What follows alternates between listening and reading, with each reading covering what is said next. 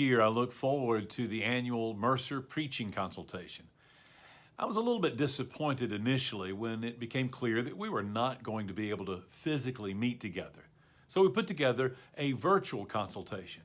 I must admit, it's one of the best ones ever. We were able to draw from a diversity of locations and a diversity of denominational bodies. You're going to be enriched when you hear the speakers that came to challenge us and the dialogue that follows as we're trying to understand what it means to preach in a post-COVID world. So welcome.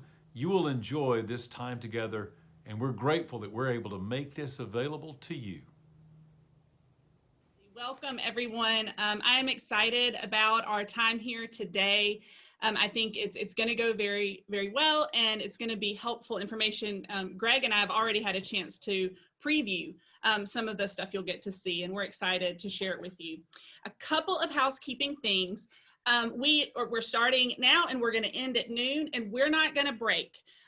If you need a break, that is absolutely understandable. And as we were talking about before, we understand that people do all kinds of things when they're attending an event virtually. We just invite you, if you take some personal time, to make sure that you mute your microphone and turn off your camera. So just be mindful of what is helpful to everyone. I have two children who are in virtual school, and I've seen lots of parents in pajamas. So let's just be mindful of that. And the other thing that I wanted to make sure to let you know is Q&A is a really important part of what we're doing here. So as you're watching the videos, please feel free to put your questions in the chat as the video is going. Greg is going to be curating those and trying to take the essence of what all of those questions are and then engage our speakers in questions that you all have come up with. And then also have in mind broader questions, because if we don't get to all of them during the shorter Q&A times after each two presentations, and we're going to have a larger Q&A time that will allow us to have a conversation about bigger and more general issues as well. So go ahead and start formulating those, jot them down as you go, or put them in the chat. That's what I have. Thank you, Nikki. And I failed to introduce Nikki. Nikki Hardiman is a double bear, a graduate of McAfee.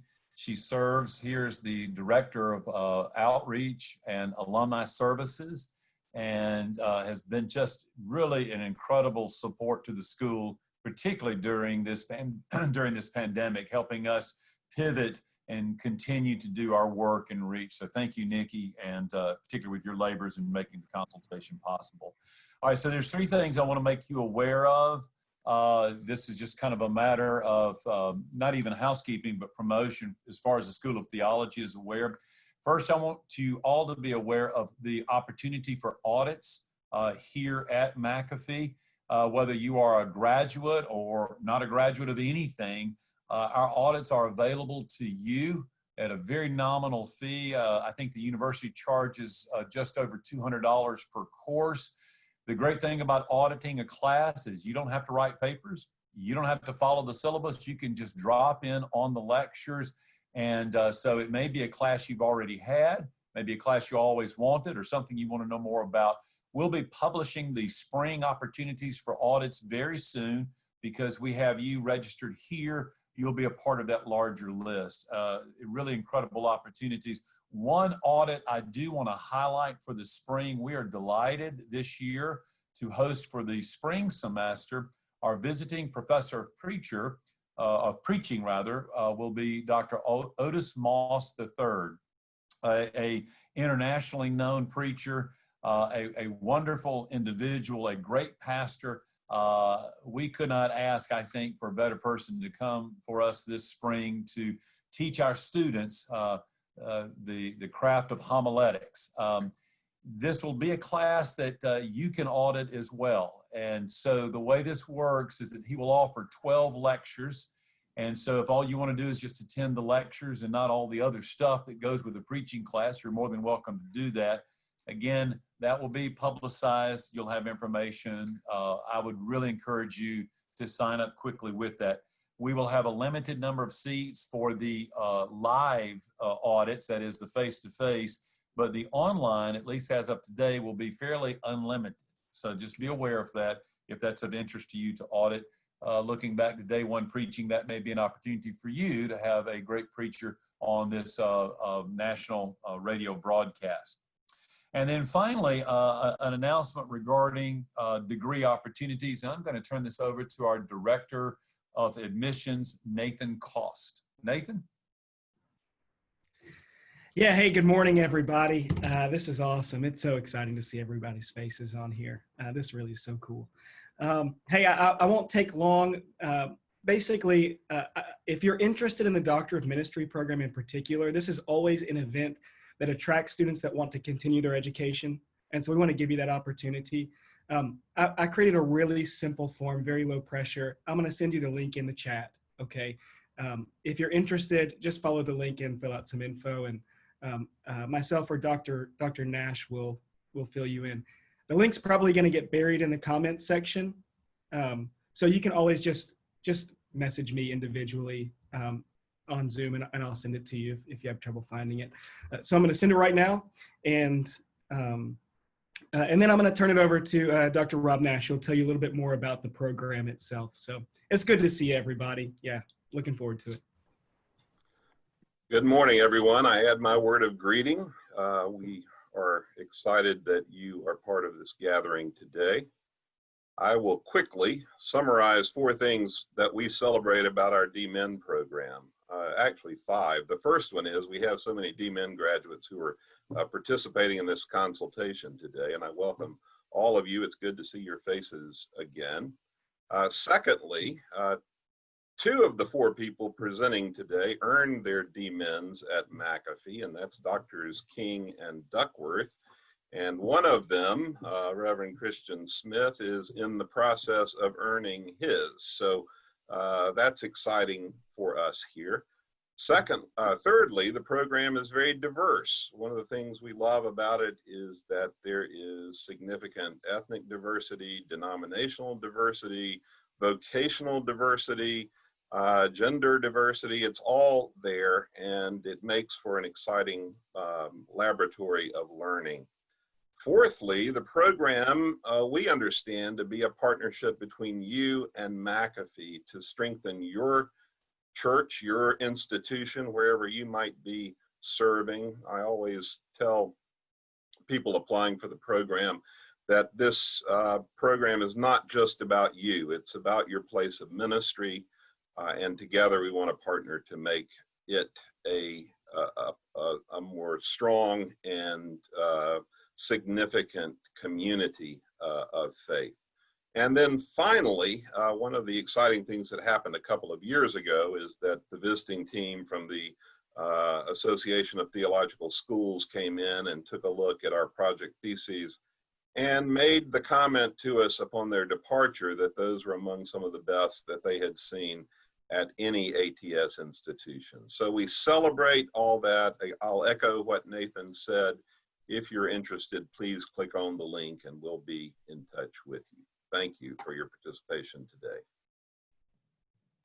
Thank you, Dr. Nash. And again, thank you all for indulging us for a few moments of some really exciting ways to be a part of the McAfee experience.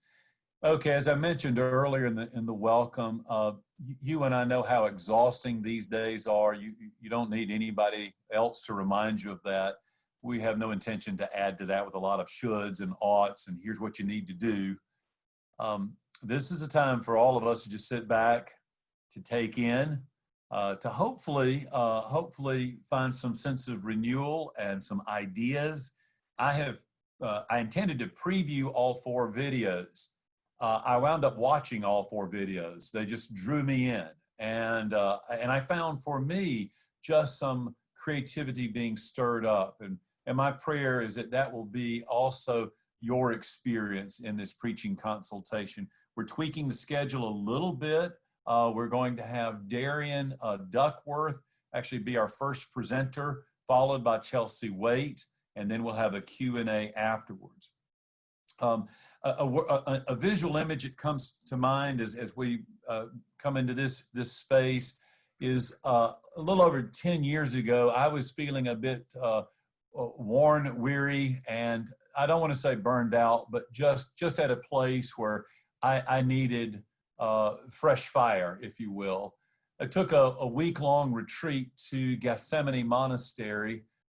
This is the monastery where many of you know Thomas Merton spent his time as a Franciscan, Cistercian rather, monk. When you enter the monastery, there's a very, you could say somber signage above the entrance, but it's actually liberating. It's based on the words from Psalm 62, God alone. So as we enter this time together, we enter leaning into the psalmist's words, for God alone my soul waits in silence. From him comes my salvation. Amen and amen. Dr. Karen Massey, Associate Dean of the School of Theology over the Master's Program, will introduce our first speaker. Dr. Massey. Good morning, everybody. It's lots of fun to see familiar faces and to meet some new friends today. So welcome to McAfee. It is my honor and privilege to introduce to you Darian Duckworth. Reverend Dr. Duckworth is in her 14th year of ministry in the state of Mississippi, and she currently serves as the pastor of the First United Methodist Church of West Point there. She is a graduate of Vanderbilt University and Emory University's Candler School of Theology. And just this year, in May of 2020, she received the Doctor of Ministry degree from here at McAfee. Darian's passion in ministry is the relationship between the local church and end-of-life care, which was actually the topic of her project thesis. Dr. D, as she is currently called by her congregation, is a certified Yahweh yoga teacher and is currently learning how to teach yoga over YouTube as a way to ease COVID-19 anxieties in her church members. Her favorite theologians include the Highwomen, Mumford and Sons, her dog Isaac, and her dear 9-year-old niece Savannah. We welcome Darian this morning to share a good word with us, and her topic is, Even the Gravestones Will Cry Out, Preaching and Pastoring at Funerals in the Post-COVID World. Welcome, Darian. We look forward to hearing from you.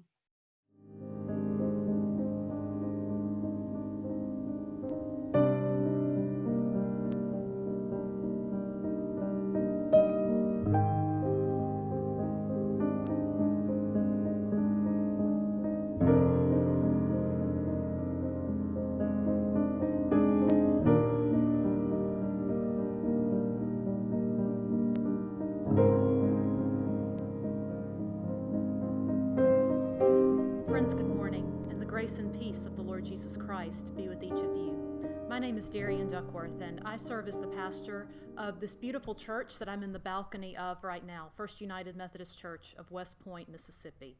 It is an honor to be with you today, as together we look forward with hope to life as the body of Christ, especially in our preaching in a post-COVID world. One of the areas of ministry about which I am most passionate is end-of-life care, more specifically how churches care for one another in the face of death. It goes without saying that here in the COVID-19 pandemic, our churches have been in the face of death.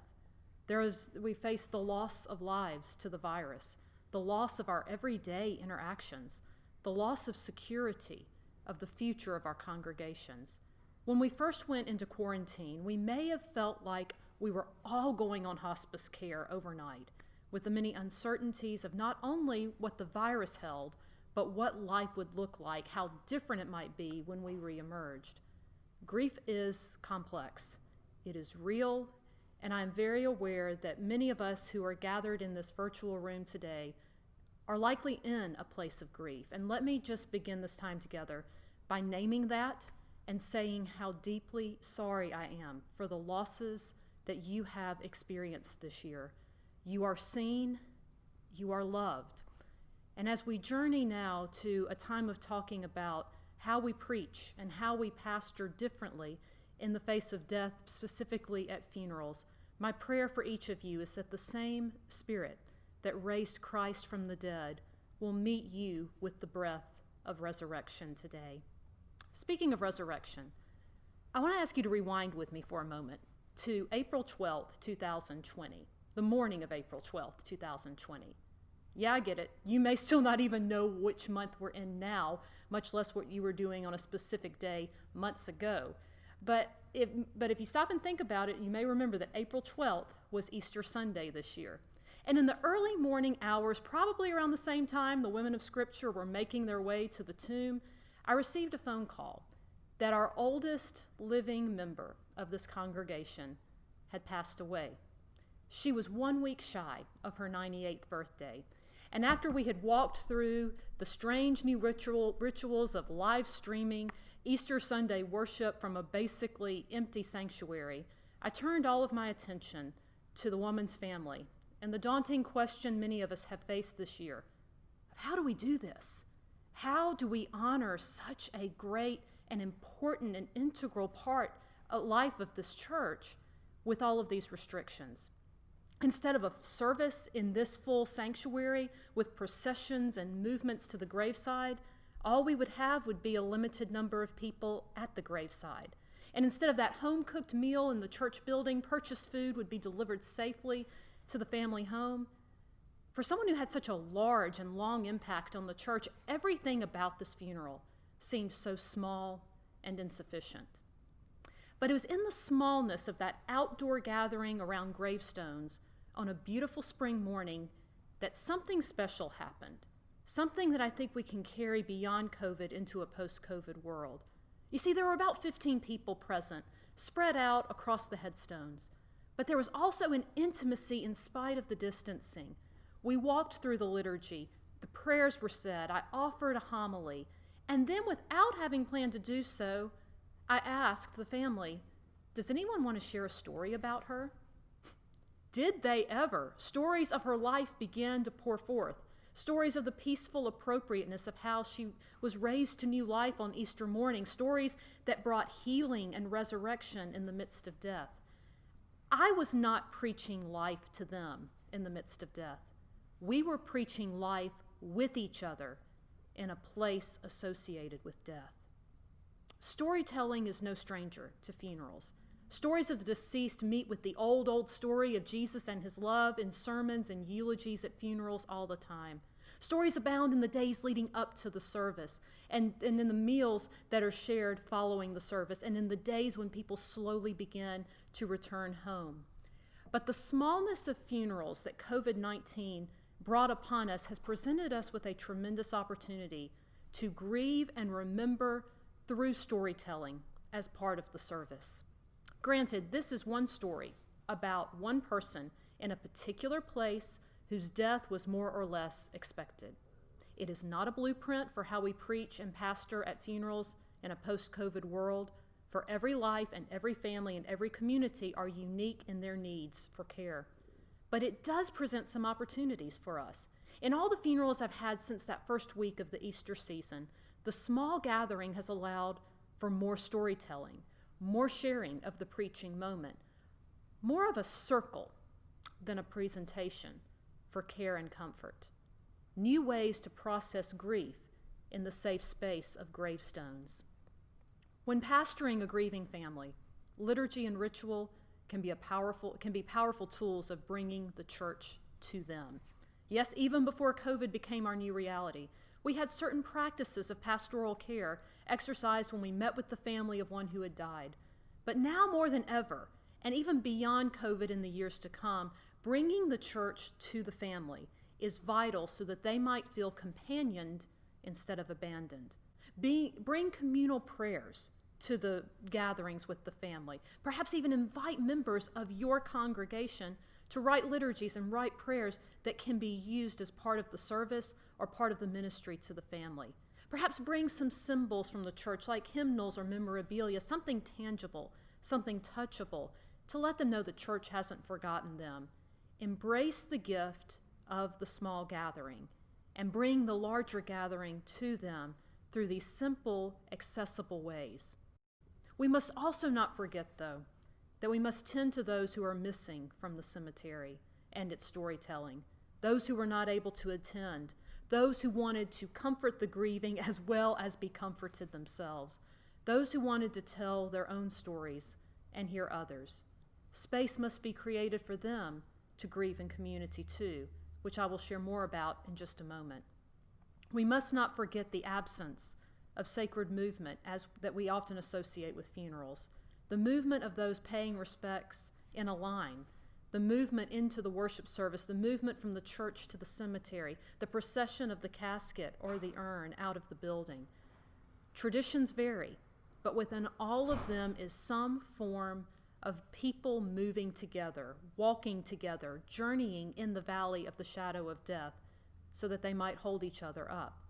In his book, Accompany Them with Singing, theologian and retired homiletics professor Tom Long writes about the importance of the church community, the human beings accompanying the family in the funeral service with actions and engagement along the way to the graveyard. How might the church continue to do that, to be present in comfort when not present in body? I want to offer some practical suggestions of how to make that happen, not only in the next few months, but perhaps to incorporate in the years to come. We've engaged some of these already and are planning to engage others, and I would encourage you to think about maybe adapting them to what would work best in your setting. The first suggestion is to create those spaces for storytelling, both with the family who is grieving and those who are not able to attend. Social media is our friend. It should be our friend. We have all been engaging the different digital platforms so that we can stay connected as the body of Christ and with our congregations. Facebook, Instagram. On funeral home pages, there's a wall usually where online tributes can be offered. And we can use this as a space to share stories. We cannot offer the condolences face-to-face so often that we depend on, for our healing and our comfort in the time of grief. But these digital platforms are a way to tell maybe even more of the story than we would have time to when standing in line with somebody behind us. If the in-person gathering is small, perhaps something that you could do as well is to allow that space for storytelling.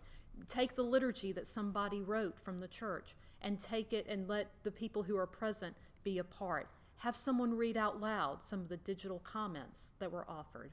Secondly, allow time in the Sunday morning worship hour to remember the one who has died. If the church building is still not available for a while for a funeral service, bring what you would do in that funeral service into a Sunday morning worship time. Here's an opportunity for a little Easter that engages the community of faith around the remembrance of a beloved brother or sister in Christ. Of course, we hope for a day when all of us can gather in a large group, once again without restrictions, but the effects of COVID are likely going to affect our gatherings for a long time. Let the Sunday morning sermon and the Sunday morning service, the one where you have the most people tuning in during the week, perhaps even a midweek service, also be a funeral service, a funeral sermon. Engage the liturgy from a funeral and bring that time of lament and of hope into the whole community of faith. This could be a tremendous opportunity to not only speak life and comfort to those who loved the one who died, but also to bind the body of Christ together in a greater and a deeper way. Thirdly and finally, I encourage you to maximize the gift of All Saints Sunday. Use the church calendar to your advantage in this time as a way to remember the lives of those who have died in the past year, especially those who have died since the onset of COVID when there have been so many restrictions. If your church tradition chooses not to observe All Saints Day, I would encourage you to seek out a similar annual time to devote a worship service and online space to those who have died. Maybe even provide contact information for family members of those who died so the church can reach out to them individually and express love at a time other than the funeral. We all know grief doesn't end in the graveyard. Mourning follows the families and friends home.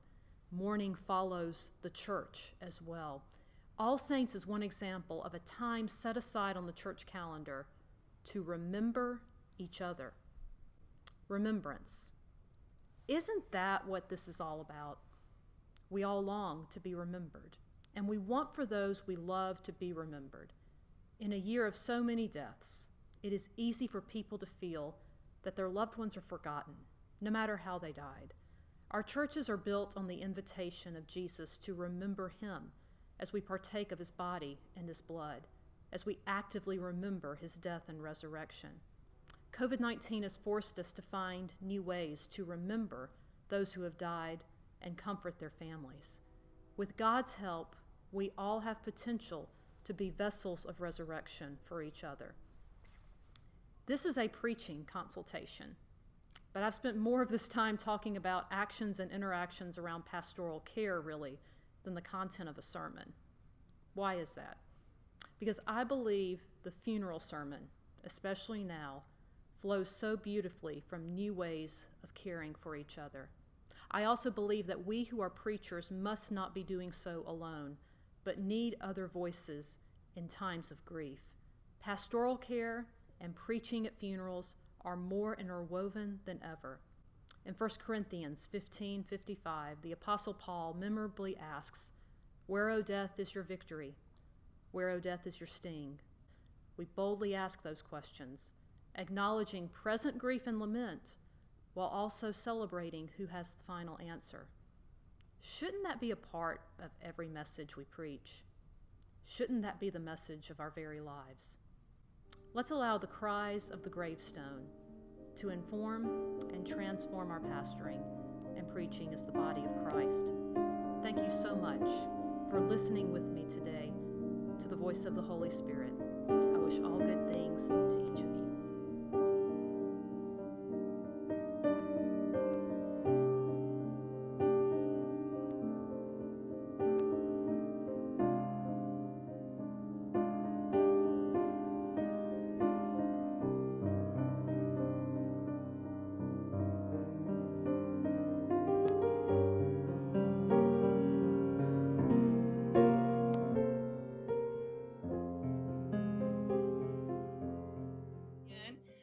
Darian, thank you so much for sharing with us, sharing that word with us.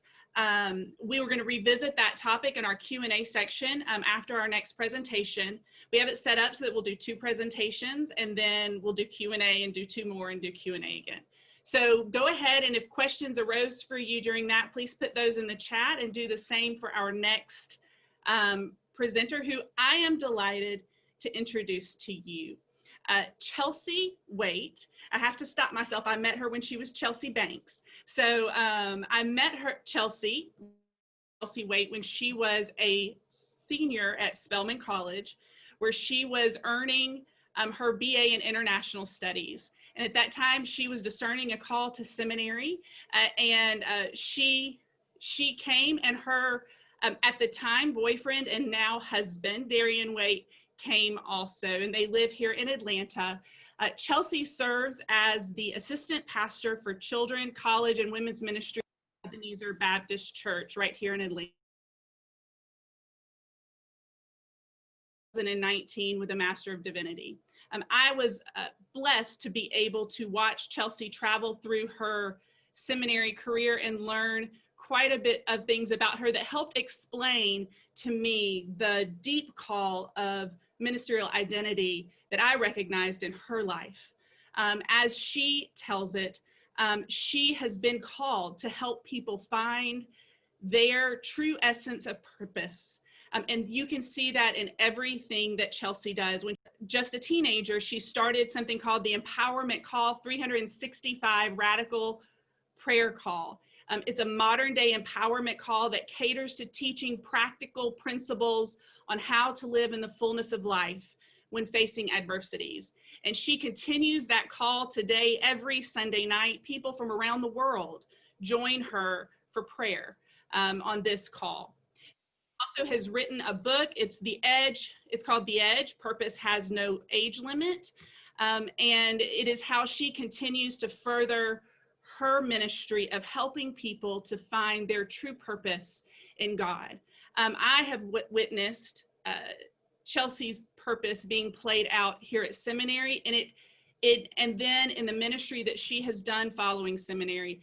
It infuses every bit of her life, from her birthday long celebration in which she gives gifts to other people, her month-long birthday celebration when she gives gifts to other people, to the way that she does children's ministry at Ebenezer Baptist Church, to the way that she is with her friends and her family.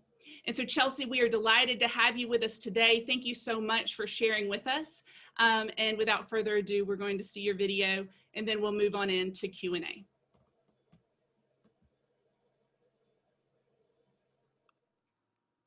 Good morning, everyone. I am Reverend Chelsea Waite, and I serve at Ebenezer Baptist Church as the assistant pastor for children, college, and women's ministry. Today, as we kick off this preaching consultation, I want to bring our attention to the subject title, Maximizing Your Resources. Maximizing your resources. Once I met my husband, I became aware that my mother-in-law thoroughly enjoyed cooking. It was like it was her love language. And not only does she enjoy cooking, but she is excellent at it. I mean, every time I'm in her presence while she cooks, I have always noticed that she uses 3 primary seasonings. She has her salt, she has her pepper, and not only that, but she also has garlic powder. You see, in the Black community, when it comes to cooking, there is an unwritten trinity that is used when seasoning your food. While there are multiple and many types of seasonings, these 3 in particular represent the foundation of what she's looking for. In the same manner, the context in which we serve also follows a similar formula. For the majority of us, it's not salt, it's not pepper, it's not even garlic powder. But on one hand, your signature resources may look like the sermonic moment, the worship experience, or even the after-church fellowship. While for others, your signature resources may be your intergenerational communities, the ability to conduct service on a virtual platform, or even your connection to local congregations. I want us really quickly to take a moment to think about the context in which you find yourself in today. If you were to name your signature resources, what would they be? Think about that. If you were to name your signature resources within the context in which you find yourself in today, what would they be? And as you're thinking, be honest. Because every church, every organization, every congregation, we don't do everything well. We don't do everything probably how we think we should. So be honest with yourself. But really think about it. Because once you are able to name your signature resources, then you will be able to identify how to capitalize on what you already have. So now that we've thought about this thing, right? Now that we have identified the signature resources, we must be able to name what vision, what goal, what outcome are we striving to accomplish based on who we are targeting. You see, my mother-in-law, she understands that my husband, he enjoys spicy food. Me, on the other hand, I hate it. I can't stand it. My mouth is always on fire. But though she uses her signature resources, salt, pepper, and garlic powder, she is always intentional about ensuring that the food accommodates both taste buds. In other words, this is the time where we must understand the flavor profile of the people we serve. I really hate to bust anyone's bubble on here, but the truth of the matter is that we will never be able to go back to how things were. We can no longer put new wine into old wineskins. And once this pandemic passes, and I would even argue, even now, the way in which we worship, the way in which we commune, the ways even in which we seek God, the way in which we utilize our resources will shift from what we are accustomed to. This reality is something that even I have found to be true as I have been serving and working at Ebenezer. As a staff and as a team, we've been trying to figure out and navigate how do we figure out what it is we need to do in this season, in this COVID world, in this virtual season. And so as we've been trying to figure it out, it is from that spirit in which I come today. And so once we have identified what we're working with, who we are targeting, then we must ask ourselves the question, how do I maximize my current resources?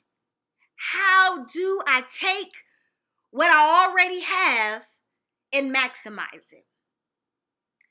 The first thing that I want to share is we must get to the place where we amplify our current resources. Amplify our current resources. When you think about amplifying what you already have, hear me clearly.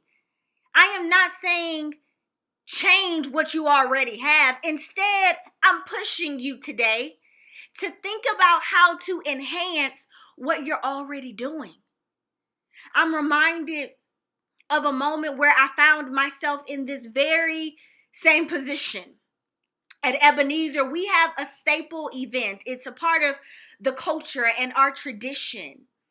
And every year we have what is called the Dr. Kristian King Ferris Hat and Tea Parade.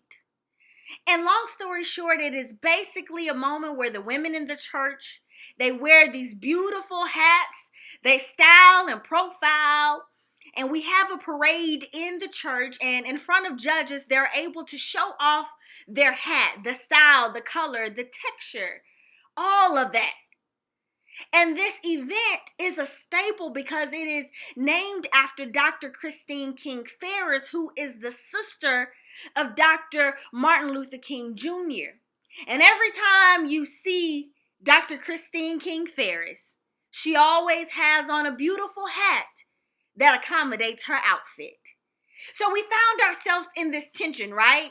This tension of how do we keep this staple of an event, but also transition it to this virtual space? How do we take the resources we already have and amplify them? And so long story short, we end up having a virtual parade, and it ended up working out. And it is one of the events since we've been in this pandemic that many people look back on, and we've received a lot of great feedback. See, the thing is, some of us, we may feel like we can't keep the spirit of what we initially desired to do pre-COVID. But the reality is, you can. The way you go about doing it will have to look different. However, it still can be done.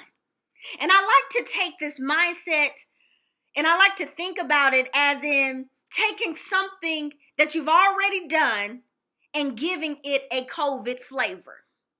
So the first thing is amplify your current resources. Don't change what you have. Instead, think about how you can enhance it. The second thing on how do we maximize our resources? We must identify our strengths and areas of development. areas of growth. For example, if one of your signature resources is being able to host a virtual worship service, then you should ask yourself the question, what are the pros? What are the cons? Take a moment and do an assessment on how well your signature resources are being received. Because for you, you may think it is being received in one way. But for the recipient, on the other hand, they may view it and feel like it's being received in a different way. So you really have to identify what are your strengths and what are your areas of growth. I'm even reminded, because like I said, I'm living through this tension, right? This good tension, this good trouble, as John Lewis would call it. I'm reminded at a moment at Ebenezer in the women's ministry where we began to figure out how we were going through this virtual space and how we were going to navigate it. But one of our areas of growth was our senior members. We tried to figure out how do we continue to keep them engaged, even if they were not tech savvy or even if they did not have technology at all. So as you can imagine, this pushed us to be creative. And some of the things we tried and some of the things we tested were having conference calls. We sent letters. We mailed different newsletters that we had sent out electronically. We even had some of our team members to drive by our senior members' home to stand outside their lawn, bring groceries, and just wave and just lay their eyes on them so that we can keep the community going. And so it has stretched us. But what we are finding, and not just in this pandemic, but even after post-COVID, is that we have to really take those areas of growth and put some TLC on them. Put some TLC around it. So again, in order to maximize our resources, we must amplify the resources we already have. Secondly, identify our strengths and our areas of growth. Thirdly, we must strategize with a group of people on how to obtain the resources needed. All of us on this platform today, we come from different backgrounds, different contexts, different sizes of churches and different communities. And like I stated earlier, there are no perfect organizations, no perfect church. We all have areas where we can grow in. And Confucius once said, if you are the smartest person in the room, then you are in the wrong room. If you are the smartest person in the room, then you are in the wrong room. Sometimes we can find ourselves in the wrong room because of our pride, because of a lack of humility. And on the other side of the coin, we can even find ourselves in the wrong room due to fear of rejection, due to a thin network, or even in the midst of having the mindset of I have it all under control. But I'm here to just push us and remind us that it is time for us to strategize with other people that can help us obtain the resources we need. It is time for us to not have yes people in our circle, but people that will challenge us and people that will stretch us to get the resources that we need to help do the things that God is calling us to do in this season. And so today, I want us to be reminded what strategy and what collaborations are you missing out on? What things can you partner with, or what people can you partner with to help you get the resources that you needed? In a recent conversation with some ministers from St. Luke's Episcopal Church, we found ourselves in the same type of situation. They're trying to navigate this space. We're trying to navigate this space. They're trying to figure it out with the young people, children, and youth. And we're trying to figure it out on our end at Ebenezer. And once we begin to talk and once we begin to converse, we realize there may be some areas where we can collaborate. Because there are some things that you all may have that we need. And there are some things that we need that you all may have. And so I really want to push us in this moment to think about what strategy needs to be in place. What groups of people do we need to have at the table to obtain and figure out the resources that we need in this time? And so again, we must first amplify our resources, identify our strengths and areas of growth. 3, we must strategize with a group of people on how to obtain the necessary resources. And finally, once we have made changes and once we have made some revisions, I behoove you to do another assessment. Many times, this is the step where we fail. We fall short because we can get into a flow and a rhythm where it's like, okay, that's working, or this may not have worked, but we don't take a moment to stop, to pause, and reflect. I encourage you that once you go through these steps, do another assessment.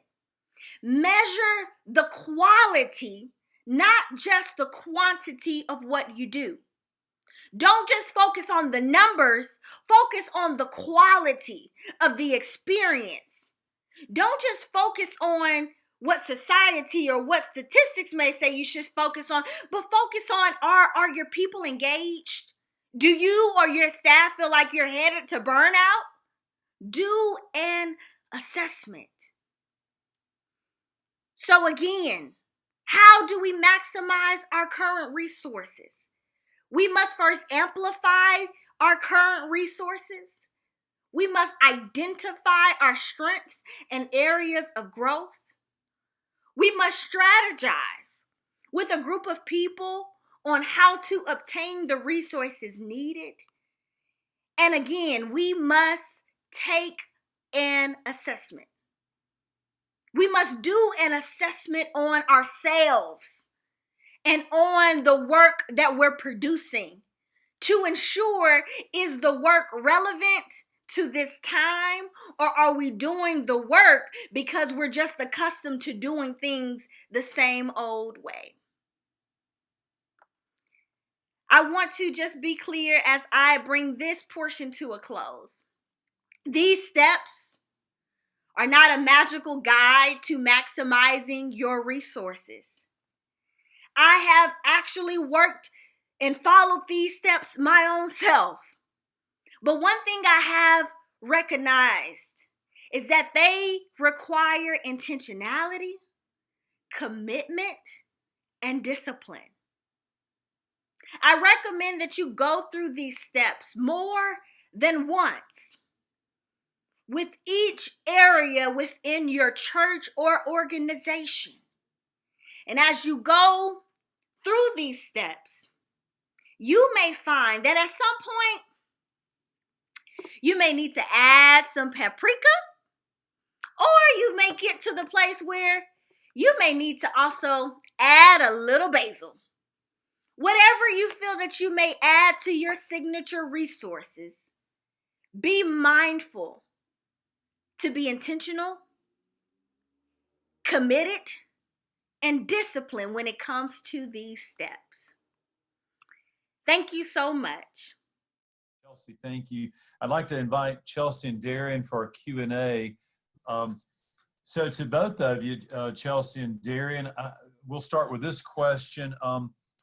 How do you assist those either because of their age or because of a lack of resources are not that tech savvy? Because both of you kind of stretched us and or acknowledged that we're working in a new era, in a new age, so we're doing things in a new way with our foundational ingredients. But what about those who, because of lack, they may need better access? I'll leave it to either you. And Chelsea, take your microphone off of mute. Yeah. Thank you so much for the question. And I loved Chelsea's example of going to the people's houses and making that eye contact, for those who couldn't be there in person. I've discovered over the past few months that one of the greatest outlets of pastoral care is taking the time to teach one or two church members how to use Zoom or how to find, how to get on Facebook, access Facebook Live. The thing about that is, though, it's almost like it has to be, in my context at least, it has to be one-on-one, and it takes a lot of time, where you can't just have a seminar, and show everybody within a computer room how to, log on and do all these things. But it takes one-on-one interaction. It takes maybe with them in the house and you on the porch, actually coaching them through how to do that. But something really remarkable happens in that small, in that intimate setting, even though you're apart, because you're introducing someone to something new with technology. Now, there are other things that we can talk about with those who don't have the access to technology. But I've discovered that just making that little bit of effort in a one-on-one pastoral care way can make a huge difference. Thank you. Chelsea, you got a comment on that? I do. I actually piggyback off of Darian. It really requires some intentionality for us. Like we recently had a meeting this past week on other ways in which we can tackle that very thing. And so what we've decided is we're going to take our list of our senior members and break it up within our team. And so one by one, we're going to call them and figure out what it is that they need. Is it that they don't have technology at all? Is it that they may not know how to navigate the technological space? And so that's one of the things we have figured out. It takes time. However, this is what we've said yes to when we decide to do ministry. And so that's one of the things that we're in the midst of trying to do so that we can keep them engaged. Thank you. Very good. Got a question from the group.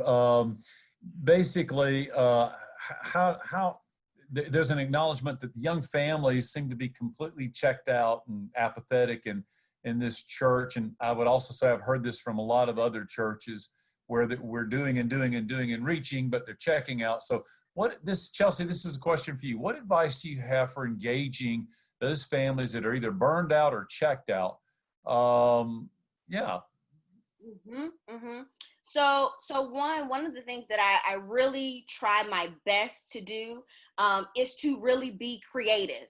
I think that many of especially our kids now, those that are doing virtual learning, and then parents who are helping their children at home doing double duty, they're burnt out because they're always looking at a computer screen. And so one of the things that we've decided to do within our children's ministry, we tried earlier this year, I should say, is to host a virtual cooking night. And so we had someone come on the line who was a chef, and we did make sure the dish was accommodated all types of food preferences and allergies and things of that nature. And we just made a healthy dish, and it went bananas. I was hesitant to be transparent because I didn't know how that was going to work, but we had the recipe. We sent it like a month out so people could go when they went to the grocery store and picked it up. So that went well. Another example, we did a virtual paint party. That went off really well. They picked up the supplies ahead of time. And then finally, one of the things we're actually going to try out this Saturday is Zumba in the park. And so it's for families, and we're going to a park that is large enough to accommodate our group of people and our families within the ministry. We will socially distance. We've already talked to parents about, helping us keep your children in your area, and we'll have an instructor out there. And so I think it is the opportunity for us to just be creative on how we engage them. Because the truth of the matter is people will do or go the extra mile for something that captivates their attention, or something that does not feel like, oh my goodness, it's another Zoom. They will do that extra thing or add that extra thing to the calendar. And so I would just encourage that, to just really think about creative ways on how you can do things. And I have seen that it has really worked. And of course, getting other people, other creative minds around the table to help. Because I am one that can quickly say, I'm grateful for my team, because I couldn't do it by myself. Oh, very good words to both of you. And there's a lot of good remarks in the chat section, ideas and encouraging thoughts and so forth. So again, you will all have access to that as we keep this dialogue moving forward. Chelsea, Darian, thank you so much.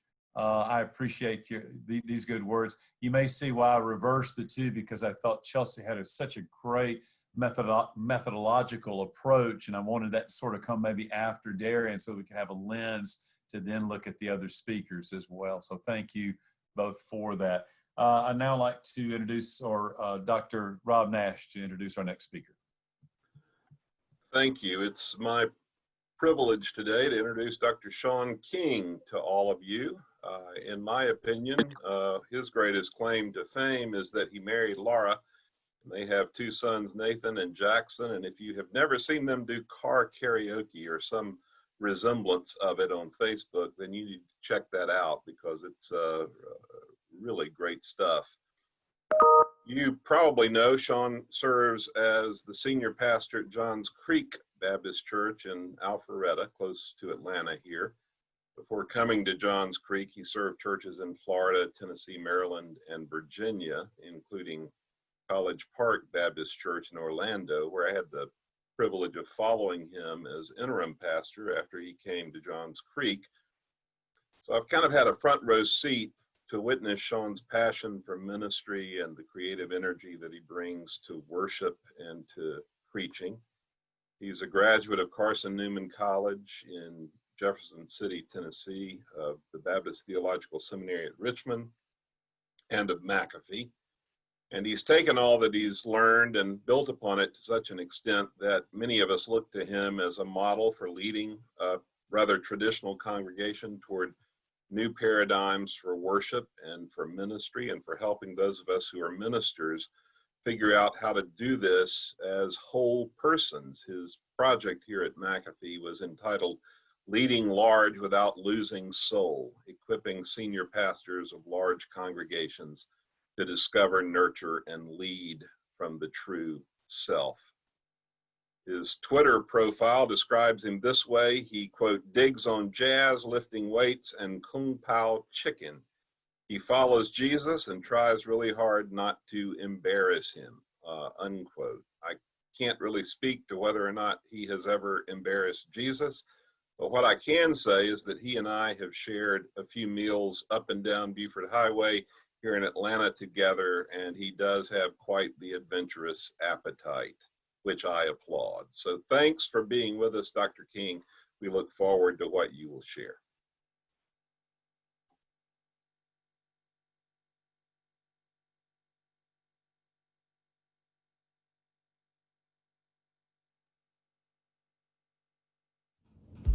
In the classic film version of The Wizard of Oz, Dorothy falls asleep, and in her dream, a storm comes to her town. This twister lifts Dorothy and the whole house high into the air. It's spinning and spinning and spinning out of control until, well, it lands on the ground and in a land completely unfamiliar to Dorothy. I mean, the trees and the flowers, the colors, the vibrancy was like something she has never known before, and unable to recognize anything familiar, she clutches her trusty sidekick Toto, and you know what she says, right? I have a feeling we're not in Kansas anymore. Well, soon the Munchkins from Munchkin Land and the Good Witch, well, they emerge to ask Dorothy what events may have transpired to bring her to this strange place, and this is what she said. Well, what happened was just this. The wind began to switch the house to a pitch, And suddenly the hinges started to unhitch. And just then the witch, to satisfy an itch, went flying on her broomstick, thumbing for a hitch. The house began to pitch. The kitchen took a switch and landed on the wicked witch in the middle of the ditch. Could there be any more appropriate description of what it is right now to lead and to love the Lord's church than this? Because the truth is, my beloved sisters and brothers, winds have begun to switch. The winds of change, of pandemic, the winds of national upheaval and unrest, the winds of political tension and racial division, the winds of uncertainty at almost every turn have begun to switch this common house to a pitch. And suddenly all of the hinges that previously held life together, or at least seemed to hold life together, have started to unhitch. The hinges of health and security, the hinges of familiarity and routine and predictability, the hinges of power and control, the hinges of previously unexamined assumptions and certitudes about the order of things have started to unhitch. And for those of us charged with this calling to speak words, to bring words that bring meaning out of the mess, perhaps the most accurate thing we can say, or maybe the most honest thing that we can say, is I have a feeling that we're not in Kansas anymore. But despite all that may be unknown, despite the completely unfamiliar at every turn, one thing is absolutely certain. You and I have an audacious opportunity through the words that we speak week after week to reconstruct the world. We do that by deliberately offering our people an interpretive lens through which to view and do the world this side of Kansas. And out of all the places where we could start, I propose that the pathway to post-pandemic preaching is to proclaim the Paschal mystery. Yeah.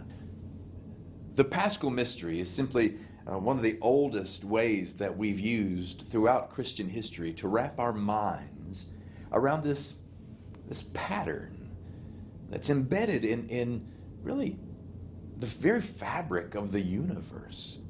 A pattern that's happening all the time, everywhere around us, always. It's the pattern of life, the loss of that life, and the rising again of a new life. For those of us who follow a crucified Lord, who on the third day was raised from the dead, we call it resurrection.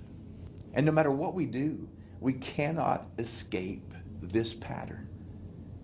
But if we can remain aware of it, I mean, if we could pay attention to it and, stay awake to it, if we as preachers can shepherd the collective consciousness of our congregations to pay attention to it when it's happening in us and around us, then we not only can lead our churches away from the unnecessary pandemic of panic and paranoia, but moreover, we can actually, truly, literally love them toward transformation. So let me just offer you a couple of very practical ways that I've attempted to do that very thing. So over the past 6 months, I've attempted to preach this mystery, the Paschal mystery, in a variety of ways. You can call it Paschal mystery, you can call it resurrection, you can describe it as seasons of liminality, or you can use the language of Father Richard Rohr in the Center of Action and Contemplation. You can call it order, disorder, and reorder, right? It's all the same mystery. It's a little like Taco Bell, right? It's all the same meat. You just wrap it differently. So I don't know. But so for practical purposes, I just want to talk to you about a simple way to preach post-pandemic. Let me simply tell you about the last 3 sermon series that I preached and offer them to you as a kind of preaching arc that may create an interpretive lens through which to view and do faith in the midst of pandemic. This first series was simply called Resurrection. So the framing thought was a quote from Irenaeus of Lyon. He said, "The glory of God is a human person who is fully alive." I began to preach this series during a time when the pandemic was new and when sheltering in place was at its height, right? And the last thing that anyone felt was fully alive. So we launched the series at Easter with the conviction that the crucifixion and resurrection of Jesus was not simply some one-time event, but an all-the-time invitation to a way of life. And over the course of 10 weeks, through particular biblical texts, we pointed out ways that real people in real situations had to deliberately relinquish the control and predictability and familiarity of the life they used to know to a kind of death in order to actually experience the true aliveness of resurrection. I mean, we marveled together every week after week, that you can't experience resurrection actually until you experience some kind of death. You got to die first, and you would be amazed. It sounds morbid, right? Calling our people to die and die again and to let the thing in them fall, and yet you'd be amazed. The emails that I received from people who told me that simply being able to name it was liberating. To be able to give a name to what they were feeling, that it was like 100 little deaths every day. The death of predictability and familiarity, those deaths brought on the death of certain ego patterns that they had been blind to before, and behavioral patterns that frankly perhaps needed to die for some time, but now, because of faith and resurrection, each daily death was becoming less and less this threat to fear, and more becoming a mystery to embrace. So after our resurrection series, we moved into a different series altogether. It had a different name, but it was exactly the same purpose. We called it Liminal Seasons, living between the already and the not yet.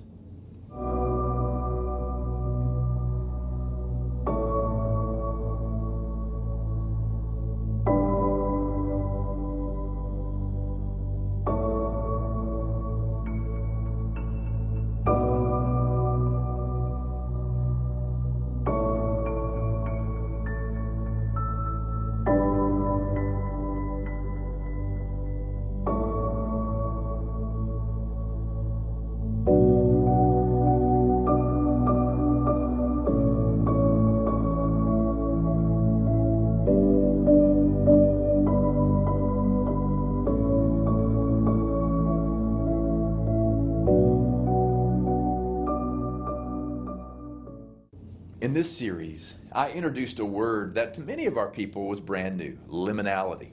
Liminal comes from the Latin limen, meaning threshold. It describes a season in which you're literally crossing a threshold from one experience into the next. You're not fully out of the one place, and you haven't landed squarely yet in the new place. You're living between the already and the not yet. Liminal seasons can be scary, right? Unless you remember that this is part of the design. It's part of the universal pattern. It's embedded in how we are made. And most of life is lived right there. In fact, the Bible itself is not only framed by, but it's crammed with example after example of living in the liminal season. I mean, in the beginning of the scriptures, we're introduced to a garden, for example. A garden that in the very beginning has this tree, and this tree is watered by this river, and there's this existence there, characterized by grace and beauty and vulnerability, fruitfulness, mutual love. And in this garden, well, humanity and divinity walk together in the cool of the day in perfect shalom. But then framing the other side of the book, at the end of the Bible, we're introduced to another garden. It's a new kind of garden, a new heaven and a new earth. And there's a tree in that garden, and that tree is watered by a great river, and that vision is one of reconciliation and redemption and repair, right? Where the nations of the world and all the peoples abide in this mutual love, and humanity and divinity once again abide in perfect shalom. But in the liminal space between these two gardens, all hell breaks loose, right? And it doesn't take long for you and I just to look around like right now and recognize that we are neither in the garden of our beginning nor in the garden of the age to come. We are in the space between, where there's discord and violence and war and hate and injustice and racism and pandemic and peril. But between the two gardens, something happens. I mean, like right in the middle of this grand narrative, right in the middle, there's this baby who is born. A baby who spends the better part of his childhood known as this illegitimate son of this Galilean carpenter, right? But he grows up and he becomes an itinerant preacher, and he speaks about the kingdom in ways that no one had heard before. Not the kingdom of the past, nor the kingdom of some distant future, but one that breaks in between the two gardens, right now, and emerges before those who have the eyes to see it. And you and I know that he's crucified and he's raised on the third day. And maybe the mystery of all mysteries is that one of his very first post-resurrection appearances is made before one of his disciples, a woman, in the middle of a garden. And why? Because it's always in the season of liminality between the garden of our beginning and the garden of the age to come, when we struggle and suffer and the land in which we find ourselves is unfamiliar. It's there that we are recreated. Well, over the course of that series, we continued to drill deeper and deeper into this human experience of liminality. We began with the framing of the Bible as this one sweeping narrative, right, that can be preached, a narrative of navigating life in this liminal space between gardens. But then we narrowed to the smaller but still sweeping themes of liminality in Scripture. I mean, they're there. Themes where the paschal mystery emerges, the mystery of living and dying and rising emerge again and again. Wherever you find stories about pits or prisons, wherever you find stories about the bellies of beasts, there is the possibility of preaching the paschal mystery in a post-pandemic world. Wherever there is the theme of wilderness or exile, whether you're talking about a national level or an individual level, individual exile, there is the possibility of tracing the paschal mystery from life to a kind of death to life again. Wherever you find a biblical text about pilgrimage or sojourning, there is the preaching possibility for a post-pandemic people. The rising and falling and the rising of life is dripping from every page of this sacred book. And it's begging to be preached. I mean, not long ago, but right now in a post-pandemic pulpit somewhere. When we finished our liminal series, we drilled down even more deeply into this paschal mystery of one person in particular, Job.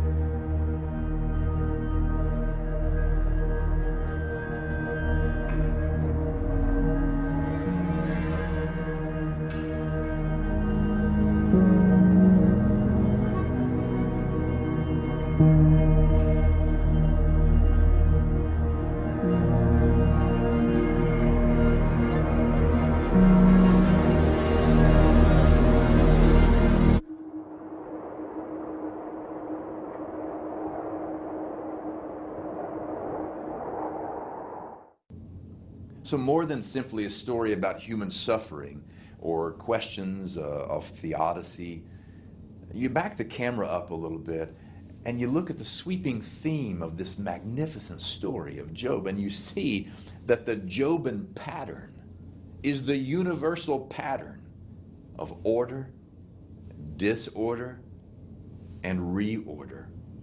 The prologue begins with a life that is perfectly ordered. The epilogue ends with a life that is perfectly reordered. But in between, there's this stretch, these 40 chapters, a story of absolute chaos and suffering and struggle and rage and lament and disorder. Yet in the midst of all of it, Job experiences a transformation that he would have never otherwise known. And that's my point, right? I mean, who knows when this pandemic will actually end? Who knows when we are actually, truly, measurably in a post-pandemic world or not? Some of our churches have already begun to meet again in person. Others won't be meeting for many more weeks or months even. And some are in this hybrid state where we're doing remote worship and we're doing in-person gatherings all at once. But regardless of where it is that you preach in this post-pandemic world, regardless, the message we choose to preach and how we choose to preach it has an immense shaping power.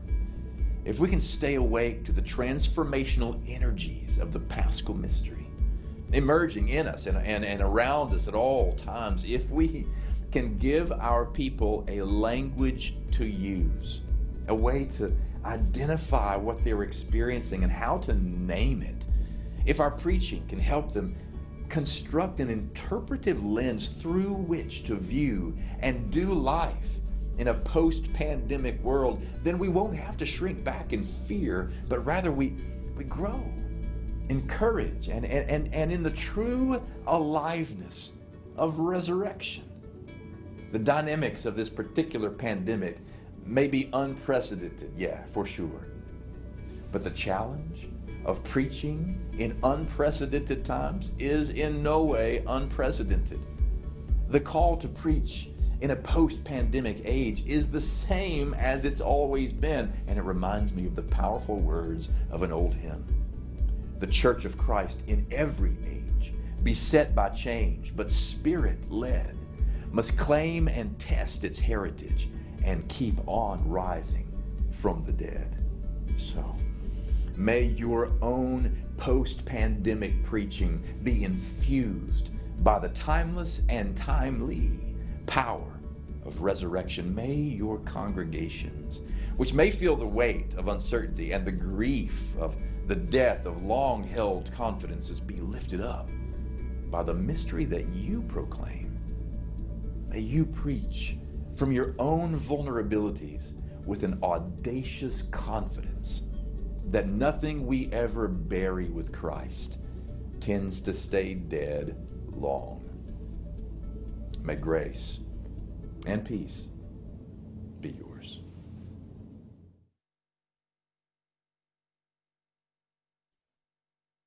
Thank you so much, Shaun. That was extremely thought-provoking, and it is always great to hear from you.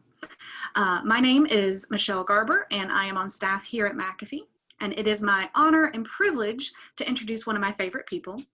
my friend and my pastor, Reverend Kristian Smith. Kristian is a spiritual image developer, and he helps clients and congregants develop how they see themselves internally and how others see them externally. He understands that God looks at your heart and humans look at your outer appearance. His mission is to help you maximize both.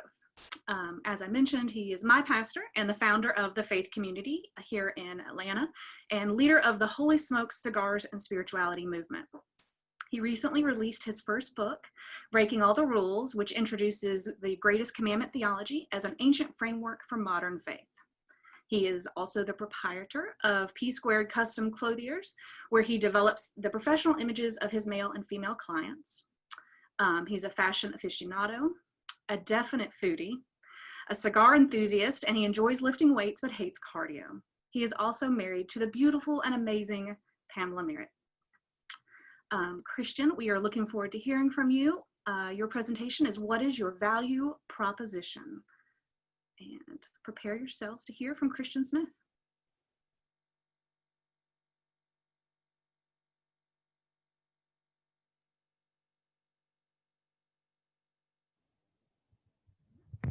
I want to start by saying thank you to my Mercer and McAfee family for having me today for the preaching consultation. I consider this a great honor and a privilege. And then to my fellow presenters and panelists, Dr. Darian Duckworth, Dr. Shaun King, Pastor Chelsea Waite, thank you so much for your words of insight and inspiration today. For the time that I have, I would like to make a charge in the form of a question. And the question I want to raise is, what is your value proposition? What is your value proposition? It was only 7 months ago that everything seemed normal for preachers and ministry leaders. We were crafting messages to propel people to new levels of success in life and in Christ.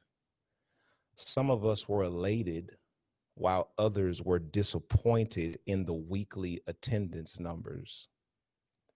Most of us, including myself, were not privileged to have the problem of figuring out how to accommodate the overflow of people that flooded our sanctuaries every week. We were trying to figure out how to get more people to attend. For generations, that has been our modus operandi. Get people in the pews, get butts on the benches, get saints and sinners in the seats. It was so important that we convince people that their relationship with Christ was reflected in their church attendance. We proposed to people through our preaching that the church gave them a connection to the Creator that they could not find elsewhere. When people were absent for any considerable amount of time, we would hit them with scriptures like Hebrews 10:25, which says, "Forsake not the assembling of ourselves, as the manner of some is, but exhorting one another, and so much the more as ye see the day approaching." The scripture is clear. We have a mandate to meet at the church. Your relationship with Christ hinges upon it. We offered people connection to Christ via weekly attendance in the pews. Yes, we had other programs. Yes, we engaged in other pastoral duties and responsibilities, but we want people in the pews. If we offered a virtual component, remote attendees were generally an afterthought. Hey, real members, let's give our online viewers a round of applause for viewing our worship today. Some of them are out of town, so we'll give them a pass. But some of them live right down the street and don't think enough of their relationship with God to get out of the bed on Sunday morning. but I bet you they won't stream into work tomorrow. Is your career more important than your connection to Christ? Come on, be honest with me. Be honest with me. We've all been guilty of this kind of attendance shaming at some point or another. I know my example was extreme, but we've all been guilty of some level of attendance shaming. We've measured the success of our preaching and pastoring by butts on benches and available bucks in the budget. Then COVID-19 hit us in the gut, the jaw, and the eye at the same time. One weekend, we're in the sanctuary shouting, or depending on your tradition, you may have been in the sanctuary sitting silently. And then the next weekend, we were shut down. Now we're scrambling to figure out how to proceed. I have been reminded time and time again by my ministry team about initiatives I had planned at the top of 2020 that I can barely remember now. I respond to them like, oh yeah, I guess I did plan on doing that, didn't I? That is the effect the pandemic has had on us. It has shifted our preaching to just try to get people through pandemic life, something that none of us have ever experienced. COVID-19 has also shifted our value proposition. We could comfortably tell people prior to the pandemic that their physical attendance was a direct reflection of their commitment to Christ, and that we offered them a place to get connected. When COVID-19 now has completely dismantled that proposition, we can no longer promise connectivity to Christ based on attendance. Ironically enough, now we're telling people that the omnipresent God we've been talking about for all of these years can meet us virtually just as much as God can meet us physically. We are doing all we can to keep people connected without the mandate of church attendance. Our value proposition has been deconstructed. We once could convince people that we could help them connect to Christ by providing a physical space for assembly so they can be in right relationship with God. That's the anatomy of a value proposition for any organization. We help blank to blank by blank so they can blank. Here it is. We help Christians to connect to Christ by providing a physical space for assembly so they can be in right relationship with God. No matter what we preached prior to the pandemic, church attendance was expected of the parishioner. If we offered a virtual component, our goal, whether it was spoken or unspoken, was to convert the virtual member to a physical member. We built our ministries around getting people, hear me now, in the same place when our mandate was to get people on the same page. Now we have reluctantly accepted the reality of our pandemic predicament. But what will happen when the pandemic subsides? Can we really revert back to our former value proposition? Can we root our ministry in the physical space, or can we propose value void of requiring church attendance? My wife and I love to eat out. I'd have so much more money in the bank if we didn't. One of the biggest adjustments for us during the pandemic has been foregoing some of our favorite restaurants. We looked forward each weekend to decide whether or not we'd go to Grub for burgers and fries, or if we go to Nuevo Laredo for Mexican, or if we go to Ippolito's for Italian, or if we jump down to Decatur and go to Fletcher's for wings, or if we go over to Le Petit Marché for brunch. We spent months in the house avoiding anything that looked like a restaurant. Then we discovered that we could still have our culinary needs met if we order pickup or delivery. But we quickly found out that some of our favorite restaurants don't translate well for pickup and delivery because their business model is based more on atmosphere and presentation than it is nutritional satisfaction. So we ordered pickup and delivery from the restaurants whose dishes are just as easily enjoyed at home as they are in the restaurant. And now my wife and I consider the cost of the meal based on how fulfilling the meal is rather than the ambiance of the dining room. We have completely reevaluated the value restaurants offer based on our inability to dine in.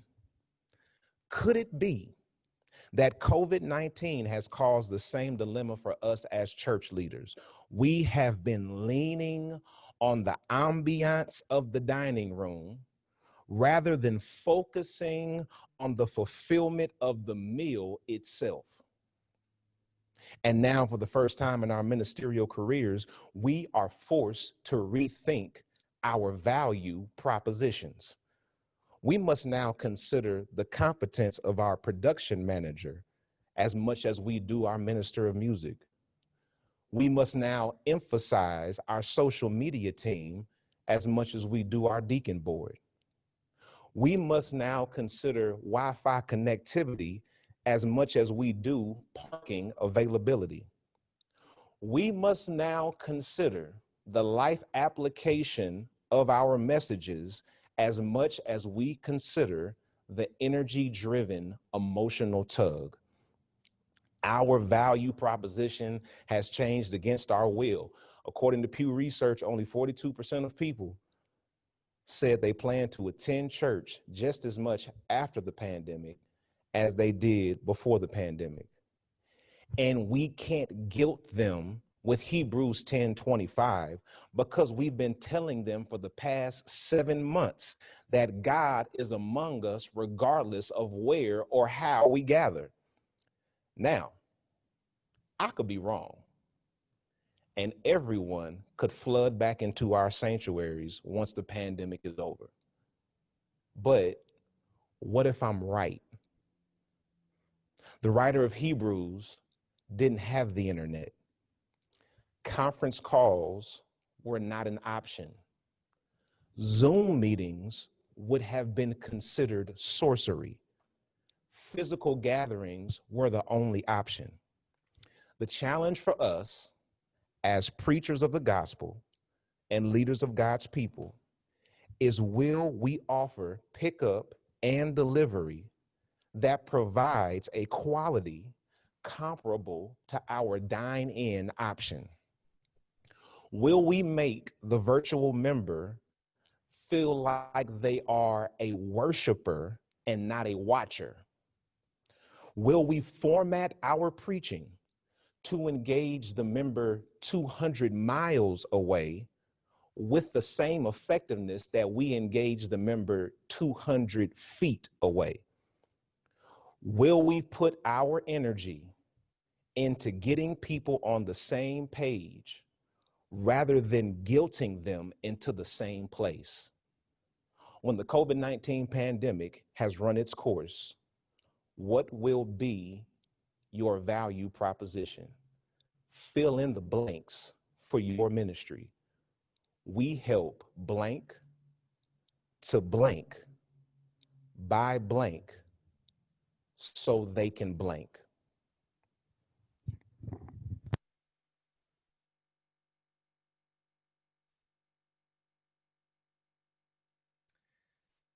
All right, I thoroughly expected Kristian to just drop his microphone when it was over with. I don't know about the rest of y'all. Thank you, Kristian. Thank you, Shaun. And as I'm kind of pulling together comments as well as questions to bring to both Shaun and Kristian, a lot of this can also apply to our other two. So out of respect to our two most recent speakers, we're going to have a few minutes of Q&A for those two, but then we're going to also open it up to all four of them as we will bring this to a conclusion. So again, thank you both. So one of the common themes in all four of these, and this is now the second time I've watched it, so I'm sorry, I'm a slow learner here, but Darian Duckworth began with bring the church to the family. Chelsea gave us more or less a method of, we know we're now externalizing our reach in terms of ministry and preaching. And so here's a method or a structure, a framework to filter this through.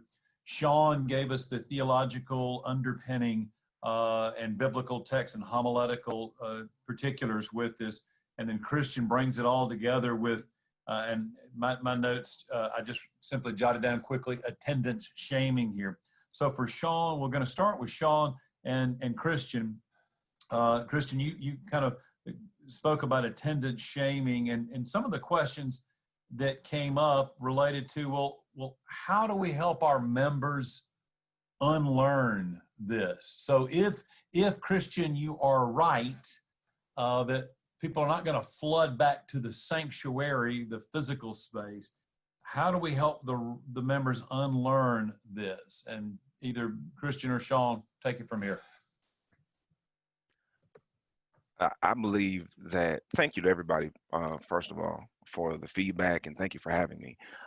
I believe that we help people unlearn through a process. I believe that so much of unlearning is done through dialogue rather than declaration. As preachers, we love to declare, but I think this generation is challenging us to figure out how to dialogue. So it's about raising questions, engaging in conversations, and getting people to share what's important to them. Because a lot of times our parishioners haven't really considered for themselves what is important to them because they've been going off of what we've told them. So this generation is challenging us now to empower them more than we actually lead them. And we lead them through empowering them. So I believe that's what helps people to unlearn the things that we've been preaching. That's so good. And Greg, let me chime in there too. And first of all, and anticipatory apologies here. I'm in a very weak Wi-Fi spot where I am today. So if I break up, my apologies. But I would completely concur with what Kristian has said, but also add in a very practical way. On October 11th, we're going back into in-house, in-person gatherings. But because of the analytics of our surveys leading up to this time, we know that 50% of our crowd will not be. They have declared we will not be in person. So there's actual physical energy that has to change, because the last 6 months I've been looking straight into a camera and trying to make that moment as intimate as it can be. And yet I still have to do that and recognize that I've got somebody as Kristian said, 200 feet away from me, that also needs to feel as if their presence has mattered by being there. There's this energy swap that has to be modeled. But I think to answer your question, Greg, is an opportunity for us to dismantle the attendance shaming, so that those who are in the congregation recognize by what we say and how we posture even our own bodily energy, that there are those who are in this moment with us, who are not in this room with us. And I think that is a witness in itself.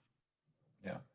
And, you know, even in schools of theology, not just McAfee, but others, we've kind of had such a focus on there's only one way to do theological education. And the pandemic has also forced us to reevaluate. And so our own language is we're trying to check our language and say we're not privileging one method over another method, and valuing all. To Kristian's point, that value proposition, that was a really good line you gave to us, Kristian. One question that's come up is, how do we help people, maybe journey with people as they undergo their own disordering that can feel so threatening? Some of that might be, the things that need to die, and that's painful. Nobody wants to die. Nobody wants to be disrupted. We don't want disorder in our personal lives, but all four, your pastors here. And so how do we help with that? This is primarily to Shaun and Kristian, but we'll open up to the larger group too. Greg, you broke up. I didn't hear the last half of your question, and I'm sorry, but yeah, that's okay. This is to Kristian and Shaun. How do we help people undergo that disordering, that what they need to die to? We're going to talk in a few moments about what the church needs to die to, but how do we help this on an individual lives? What are y'all's thoughts? Well, I think one question that was raised in the chat that's connected to that question, Greg, is, say more about how we keep on rising from the dead. How do we attend to that? How do we steward that consciousness? And for me, theologically, there's a basic understanding that we don't raise things from the dead. We don't. Not even Jesus raised Jesus from the. There is a rising that happens, and we are raised. And I think the best we can do in stewarding the consciousness of our people is to stay awake to it, to stay awake to that which is dying, and to pay attention to that which God is raising, and to point to it where we can, and to acknowledge its pain, but to marvel at it as a divine energy among us. Kristian? I think we have to educate people on what that journey will look like, so they know going into it. In my book, Breaking All the Rules, I tell my mother's story in the last chapter about her theological evolution and how terrifying that process was, because we're going through a period of thank you, Dean DeLoach. We're going through a period of evolution and liberation, and freedom costs.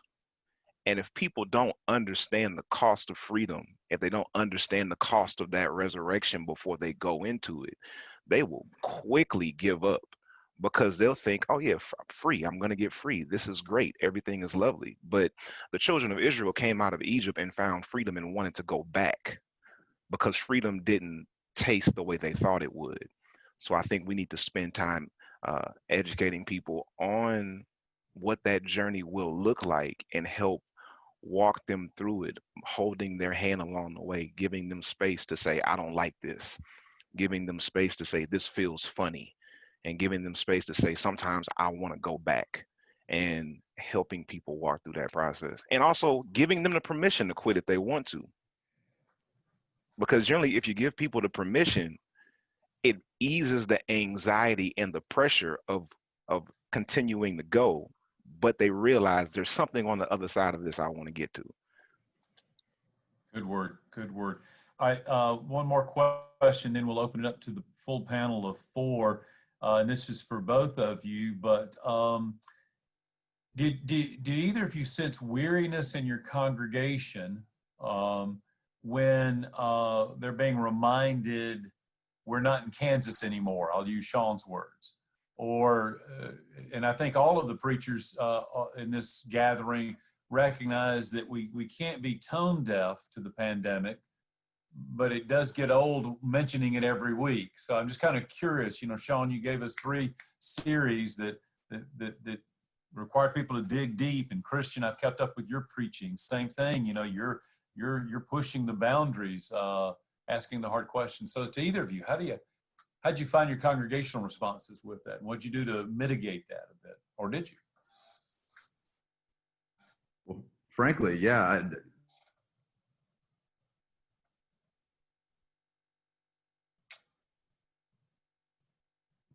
Greg, there is a weariness. So I'm sick of it myself, but I think that there is a way, I think there's a way to address it without a frontal assault.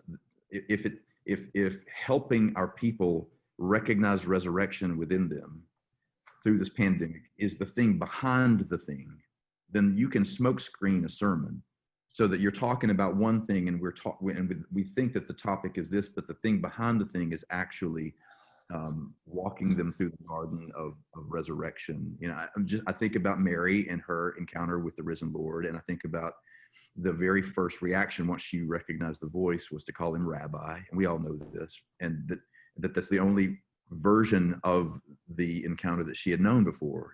He was rabbi, and when he says, "Stop clinging to me," I hear that, and I cannot not hear that as stop clinging to what you used to know about me, because standing before you is something so much more mysterious and more wonderful.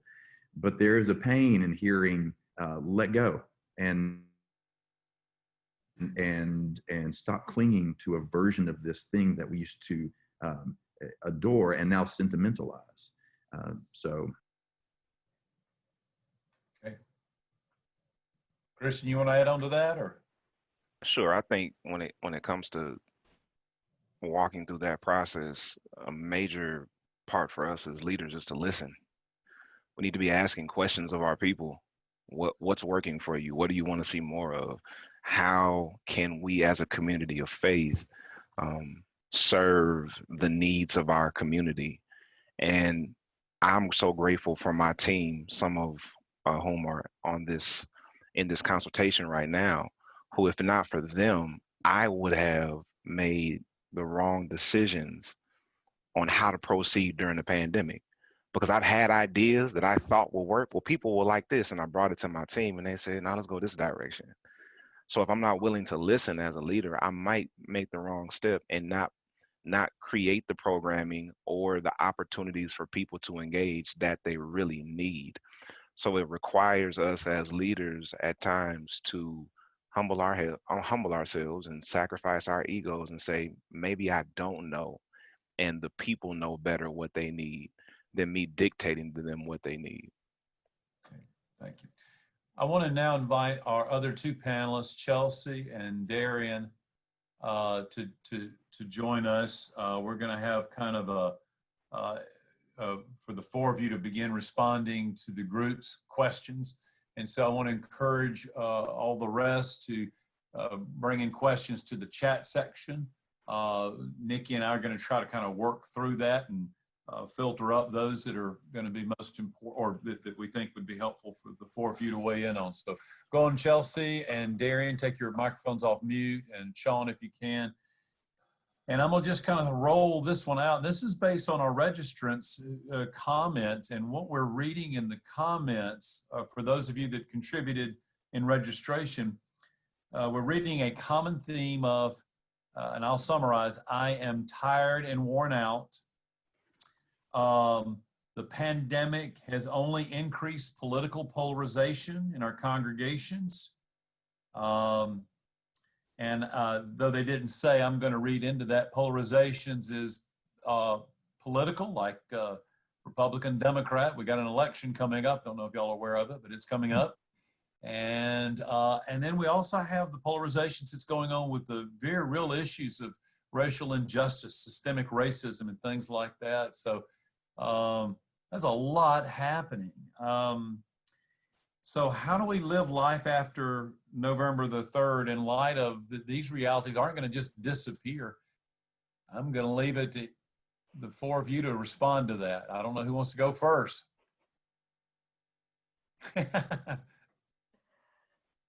Or maybe your congregations are doing just fine, and you can tell us what you're doing right so the rest of us can learn. I nominate either Reverend Waite or Dr. Duckworth for this one. Oh, goodness. All right, I'll give it a try and get us started. So one thing that we lean heavily into in the particular context that I'm in is the church calendar, and we're a lectionary-based, preaching schedule. And one of the things that has been a total gift in the lectionary this year is when the racial injustices with George Floyd's death and the word about Breonna Taylor's death reaching the news cycle, that just happened to be, for us at least, around the time of Pentecost, around the time of where the lectionary text, you could not look away from the reality of the current circumstances and what the scripture had to say about them. And that pushed me and pretty much forced me into saying things into a camera that I might have been more scared to say when there were people in the room. And as I'm looking ahead to the election and the Sunday after that, already looking at those scriptures and saying, okay, how does this speak to the state we are in right now, the tension that we are in right now? And I lean on that heavily, and that works for where I am in this traditional United Methodist congregation, because what they always say to me is, we want you to preach from the Bible. Now, I don't know if I'm preaching from the Bible that they want to hear sometimes, but that's our foundation. That's our starting place. So I think that there are structures available for us, for the preaching, for the liturgy, for pastoral care, and running the life of the church. That's where I'm leaning first, and going from there. But that at least will get our conversation started. I look forward to hearing what the others had to say. Others. I'll go ahead and jump in here. So many may already know, but Ebenezer is a social justice driven church. And so especially when all of the racial unrest and when it really began to just happen one after another. One of the things we are really intentional about is speaking truth to power and really being vocal, not just in the worship experience, but what happens Monday through Saturday. And so in that, we have a lot of initiatives that we do that speak to the moment. And so even the preaching moment, Pastor Warnock does an excellent job by making sure the preaching moment in particular, speaks to whatever the moment is going on in our society. And so I think that's one of the things we've really been able to capitalize on, but also grow in. And that's the thing that I would say to that question. I think it was like a 3-part question. But to the end of that question, I would say this is the moment where we have to teach our congregations how to respond to what we experience in our world, and in our society.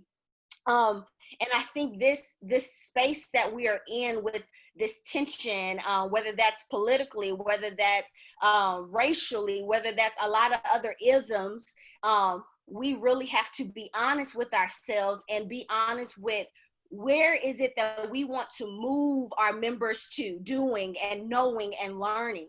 And so we've been really just intentional about this idea of really speaking to the moment, being honest, having a moment of lament, and then really taking that into our worship experience. And then, of course, like I said, focusing on what we do Monday through Saturday, because many times we focus on Sunday, but it's not just about Sunday, it's the work that happens during the week. I'm going to interject and kind of pivot with this same thought. So forgive the other two speakers if we're cutting you off, but you'll have a moment. So Chelsea, you said a word, having also the moment to lament. And then I'm looking in the chat section. Well, it's also pushing the church, big C, but churches, to move even deeper than responding to current issues, but getting into the really deep-rooted systemic issues. So white evangelicals, however you want to define that, we may pick the fruit or deal with the fruit, but not deal with the root. And so I'm going to use, one of the presenters talked about what needs to die. So to all four of you, what needs to die in the church in order to experience the resurrection that is to come? And I want to encourage our speakers rather to be courageous in your responses. I think what needs to die is our death grip on our privilege. And that's across the board. Usually when we use the word privilege, we think of white privilege. And in our context, there's probably not a greater form of privilege to discuss, but there are other forms of privilege that all of us share. And part of the reason why we have not been able to have a resurrection is because we have not allowed our grip on our privilege to die. So in my ministry, I generally speak from my place of privilege. We are built on anti-racism as a key, but it's not difficult for me to talk about racism because I'm Black. So I speak from the perspective of an oppressed person. But when we get into conversations also about women's equity and LGBTQ plus affirmation, well, here I have to take a risk. And I thank Corey for his comment in the chat, but I do want to push back a little bit. There is a risk to speak out. When you take a stand and let go of your privilege, you risk your community. You risk different opportunities. I had to go through that in my ministry as I evolved on my perspectives of scripture and LGBTQ plus affirmation. But I was able to gain so much more on the back end by being true to what I believe Jesus calls us to do as we follow him. So if we're really going to see a resurrection, we must let the grip on our privilege die, which means Black straight people need to stand up against homophobia. All of us need to stand up against the suppression of women, and the white moderate church must take a bold stand against every form of white supremacy and take the risk that some of your members are not going to like you. Take the risk that some of them are going to leave. Take the risk that you won't be popular because somebody's life depends on it. This is not a game. A lot of people's lives depend on it. So don't sacrifice somebody else's life to hold on to your privilege. I'll jump in there as well, Greg. And I keep jumping out here with connection, so I'm so sorry. But I guess my response to what needs to die is I think the same thing needs to die in our churches that needs to die in me and in all of us all the time, everywhere, always, which is death to the ego, death to the false self, the shadow version of what God has intended for any of us and all of us. So I'll give you an example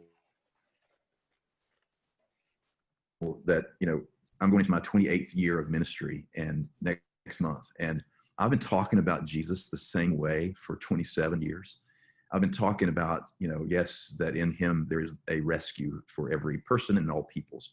But more than that, there's a call to live like rescued people. And by that, I mean, it requires our participation in the rescue of others and the presence and the attentiveness of others who are not at the center of our consciousness. And that I've been talking that way, one way or another, about Jesus, the whole gospel, for a long time. But in the last 4, 5, 6 years, in particular, the last 4 years, I say the same things and am charged with being political. And I've got a file that I've built, a quite impressive file of letters and emails about that very thing. And yet your question is, what do we do in this kind of polarizing world where everything that we say is scrutinized through a filter that has intensified most recently? And I'm doing a series that begins in October that's just called One. It's O-N-E, One. But it's not about church unity in terms of kumbaya, let's just all get along and love each other and feel good about it. But in my context, I am going to drill down deep in this longest prayer that Jesus prayed, recorded in John 17, is about, may they be one, not just they, but they who believe because of them. May they be one so that the world will know that you have sent me. But I want to tap into this Trinitarian unity,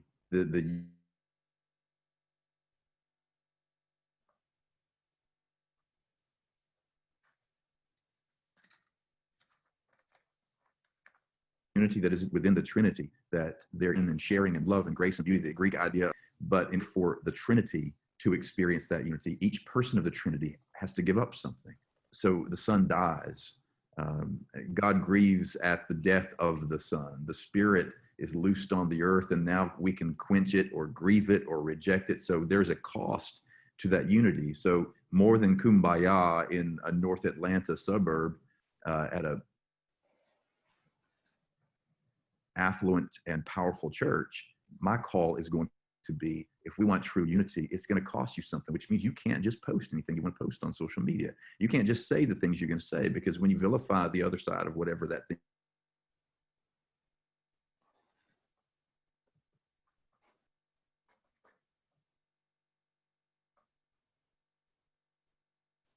is, you're talking about the person sitting and relinquishment of ego. I don't know if you heard any of that, and I may have broken in and out, but that's my answer, Greg. Very good. This is for all four of you. And my goodness, the chat section is rich. So this is recorded. You'll get a copy.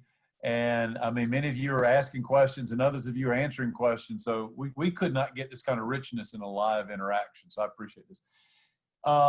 But over and over, both in the chat section and implicit in your own presentations, is this notion of, I also want to live. I want to be alive. I want to thrive, and I want my neighbor to live and thrive, and so forth and so on. So here's a question for all of you to respond on behalf of all of us. And it's going to sound like a softball, but it's not. I am hearing ministers nearly every week essentially saying, I don't think I'm going to get out of COVID alive. I'm burned out. My livelihood is being threatened, or I'm not sure about my calling anymore. How are you how are each of you for dealing with self-care? How are you attending to the self? Because the rest of us need to hear that, because some of us are not sure we're going to make it out alive. If that makes sense. I know I'm sounding a little melodramatic, but it is how are you attending to the self, and what can we learn from what you're learning? Or how are you struggling? I don't want to pick on anybody. One of the four of y'all step up.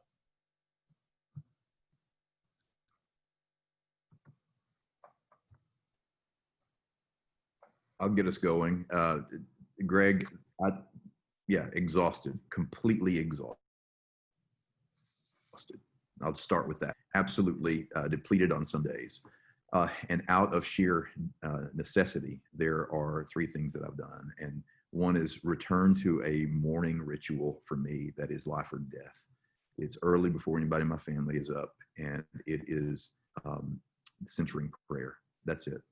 Uncomplicated, unvarnished, centering prayer. And I'm not talking about just being quiet. I'm talking about the Thomas Keating model that was made known to many beginning in the 70s. And I recommend that resource to you.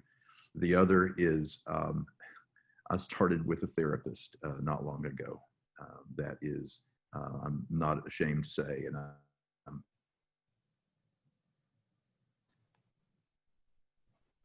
actually eager to tell most of them. I hang out with two various friends every 2 weeks. One is the dean of the School of McAfee School of Theology, and others Doc Hollingsworth. And those two characters keep me driving between the yellow lines. And so a connection to people with whom you don't have to explain a thing. You don't have to say a word about. It's a look on the face, and it's enough. So, thank you.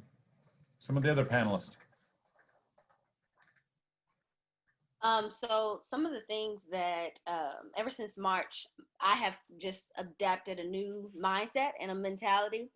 And every day I tell myself, take each 24 hours as they come. And so normally I was the type of person who would have yesterday figured out, today figured out, tomorrow figured out, and even the months ahead. I have changed all of that. I literally prepare for each day as they come, because the next days are not promised. So that's one of the things that I have made a high priority, is to maximize each 24 hours as they come. And whatever does not get done in that 24 hours, it is okay. So that's the first thing. The second thing is I have really set boundaries on where my time is allotted, as well as what am I doing with my time. And then how my time is being used. So I'm really intentional about where I give my time to, so that I can maximize it. And then every day I just take a moment to get some fresh air. It sounds basic, but I guarantee you it works. I walk my dog. My dog is named Buddy, and we create moments. I love nature. And so I have a trail that is close to my house, and I do nature walks all the time, and I get by water. So I take a moment to just disconnect from the meetings and the scheduling and all the hustle and bustle of life. And I really just take a moment to be in silence and just be, whatever that looks like in that moment, giving myself permission to be. And so that's what I would do. And then really quickly, I just hate to go back, but I just wanted to say this because I meant to say this. And I know the chat, as you said, Dean Deloach, is blowing up. And one of the things that I just wanted to say that needs to die is our area and our space of staying comfortable. That needs to die. And I think when we get to that place, we can focus on creating room for what needs to live. And so one of the things I've been even on myself about is to not obtain the mentality of waiting for someone else to do it. This person can speak out, or this person can do this, but it's like, no, it's not putting it on someone else, but it's taking the ownership and saying it stops with me. It stops with the people that I'm serving. It stops with the congregation that I'm serving. It stops with me. And so that's one of the things that I just wanted to say, going back to your point of what needs to die, that needs to die. And does it take a risk? Yes, but everything is a risk. The fact that you woke up this morning and you're living this day is a risk. So you have to make a decision. What risk are you willing to take? But I'm a firm believer, when we made the decision to say yes to ministry, we made a decision to take some risks. So I believe this is the moment where it is risk-taking season. And if it is not now, when will it be? And if, that debate the other night didn't teach us anything, that should have taught us it's time to take some risks. And Chelsea, I would add, that is self-care. You weren't going back. You were keeping the conversation going forward, because it's its own kind of burden to be comfortable all the time, or to work towards the comfort of others so you can be comfortable. When you let that die, to be disrupted and discomforted, that's when the life comes in. Thank you. That's a good word, Chelsea. A great word. We've got Kristian or Darian. How would y'all like to add to that question of self-care? What is it that is helping give you life as you work through the liminal spaces, the wilderness, or the belly of the beast, or whatever? What gives you life? Going along with what Shaun was saying about the life-giving relationship with the therapist, I don't know what I would have done without spiritual direction this year. I'd been seeing a spiritual director for about a year and a half before the pandemic hit. And that space where we just show up to see, how is God here? How is God speaking? What is God speaking? No agenda.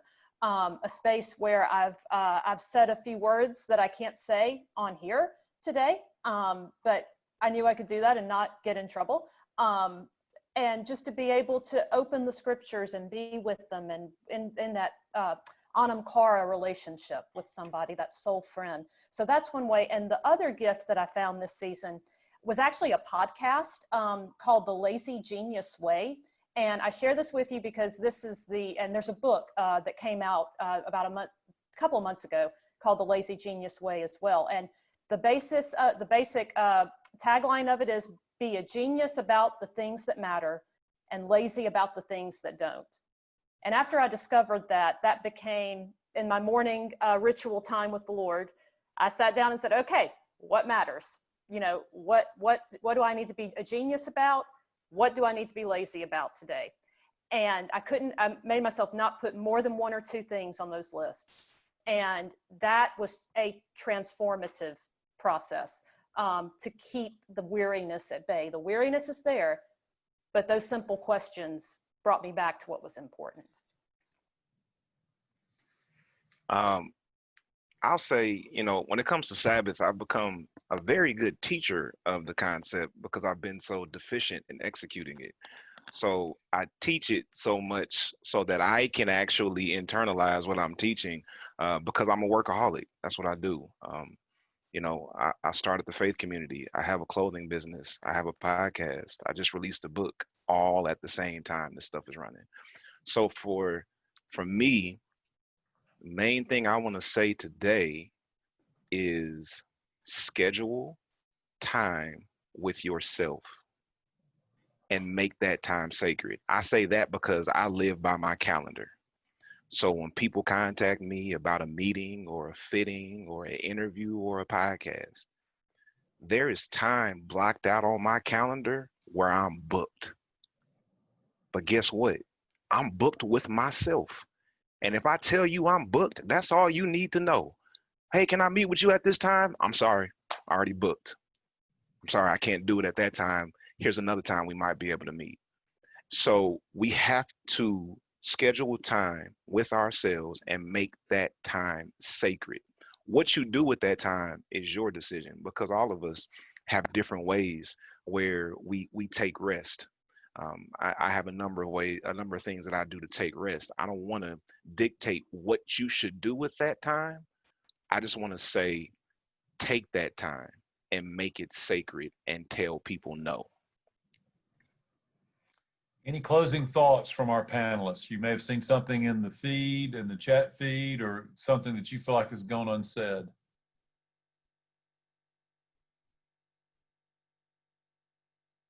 I'll just say I'm grateful, Nikki and Greg, for the invitation, especially to speak into some of these mysteries alongside these amazing colleagues. So thank you for that opportunity. However, any others? Can we find a way to give some affirmation to our presenters today? Because this has been outstanding. I don't know if we do this or what we need to do. Thumbs up, applause. This was really fantastic. This is recorded. We'll get you the recording afterwards. Many of you may want to go back and look at the different videos. Chelsea will have yours in its entirety. We'll make sure that's clean and good.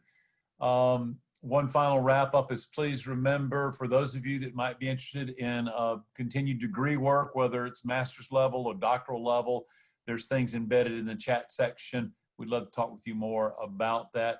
And also, by way of survey, there's a link, I think, embedded or was sent to you by email. So we'd love to hear more from you about what we can do better.